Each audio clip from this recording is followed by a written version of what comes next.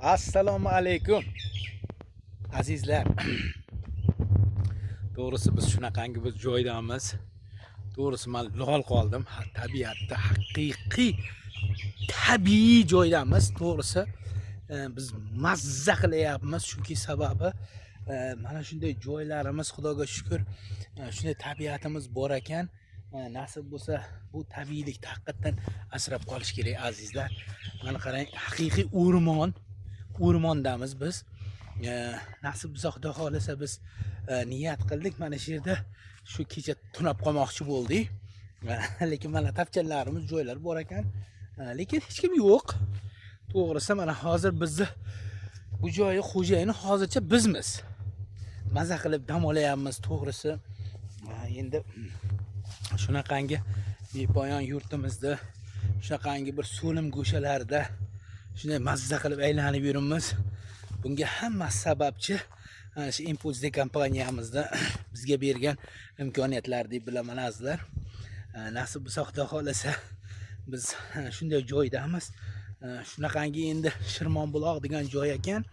Bu joy haqiqiy o'zini tabiiyligi bilan hozir o'sha tabiiyligi asrab qolingan ekan.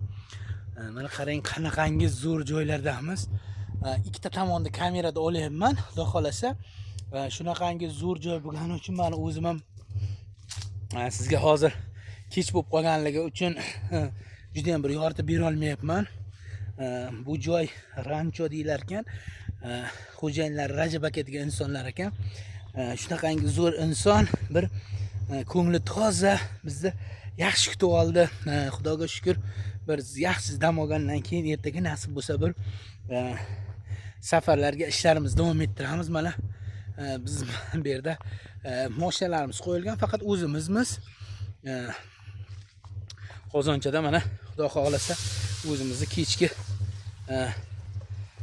ovqatlarimizni qilib harakat qilyapmiz.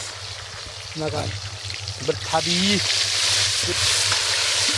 mazza qilib ovqatlarni qilib, mana keyiniga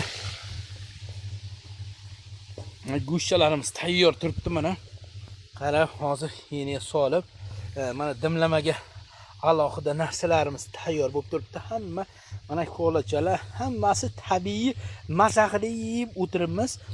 Xudo xolasa nasib bo'lsa sizlarni ham hammalaringizni taklif qilib qolaman. Mana shunday bir joylarda, so'lim go'shalarda dam olishingizni. Pastda to'g'risi katta bir soy oqyapti ekan. O'sha Shirmonbuloqda haqiqiy bulog'i soy oqyapti ekan. Xudo xolasa ertaga biz nasib bo'lsa u joylar to'g'risida ham sizga ma'lumot berib o'tamiz azizlar. Bizni kuzatishda davom eting. Sizlarni hammalaringizni taklif qilamiz shunaqa joylarga.